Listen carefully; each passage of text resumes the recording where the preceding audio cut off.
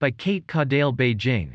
Reuters. Behind roadblocks and hundreds of police in the Chinese capital of Beijing on Friday, fireworks resembling the national flag bloomed over the city as part of secretive and tightly choreographed rehearsal for the 100th anniversary of China's Communist Party.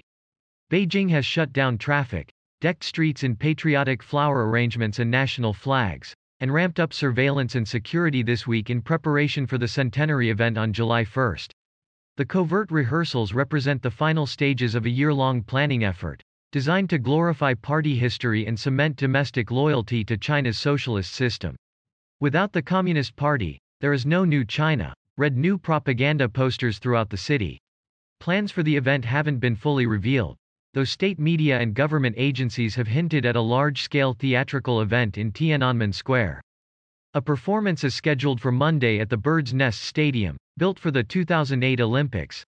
The anniversary has been preceded by a clampdown on potential dissident activity, including a spate of arrests this year under a law banning the defamation of national heroes, and an online venue for citizens to report historical nihilists, a phrase referring to those sharing unsanctioned versions of party history.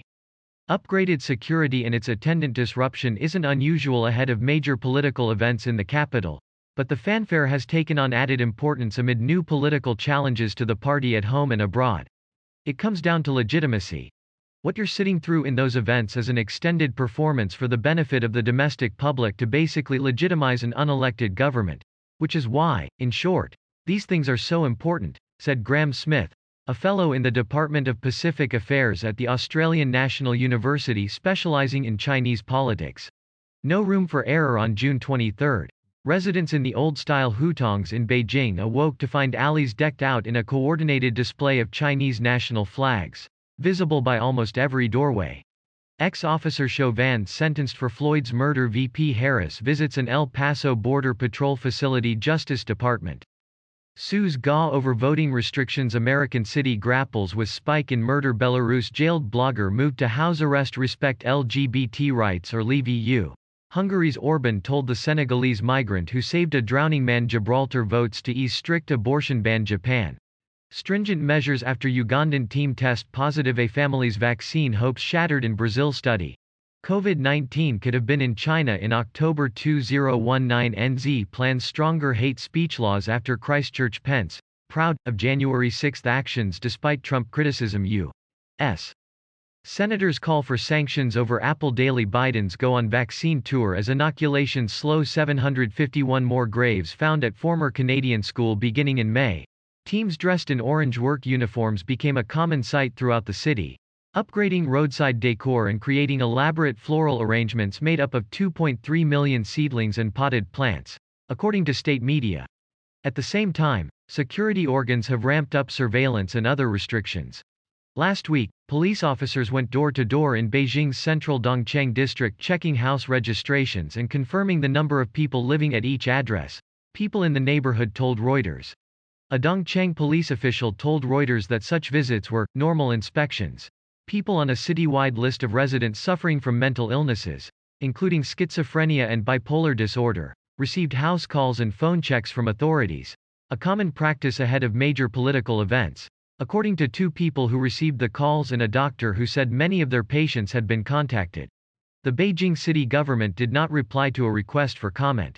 4 merchants on China's top e-commerce site, Taobao.com, told Reuters they had been banned from shipping items including gas bottles and other flammable products to Beijing residents beginning in June.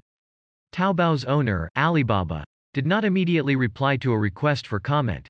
It's like having an enormous birthday party and not wanting your embarrassing neighbors to spoil it, said Smith, adding that propaganda around so-called sensitive days on Beijing's calendar can also serve as a warning to potential dissidents. Throughout China, local state-run institutions, including hospitals, schools and military units, will hold special events marking the anniversary, including political education sessions and party history exhibitions. The whole army will transform the political enthusiasm radiated by the celebrations into practical actions to advance the cause of strengthening the country and the army in the new era. Ren Guojiang, spokesman for the Ministry of National Defense, said on June 23. Censorship of China's already tightly controlled cyberspace has intensified. Two people working at the Tianjin-based censorship unit of social media firm ByteDance Limited and one Beijing-based censor for Chinese search engine Baidu.com said they had received new directives in recent months on removing negative commentary about the anniversary. Neither company immediately replied to requests for comment. "There's no room for error," said one ByteDance staffer, who declined to be named because they are not permitted to speak to foreign media. As of Friday, patriotic fervor on display in Beijing's streets was largely mirrored online. Despite tight censorship, however, a small number of netizens griped over the road closings and costly events that are closed to the public. "My family has lived in Beijing for several generations. I have become accustomed to this," said one commenter on social media site Weibo.com, venting concerns about pollution from the mass firework displays. "This city has sacrificed too much for politics." Reporting by Cate CadellBEIJING. Editing by Jerry Doyle.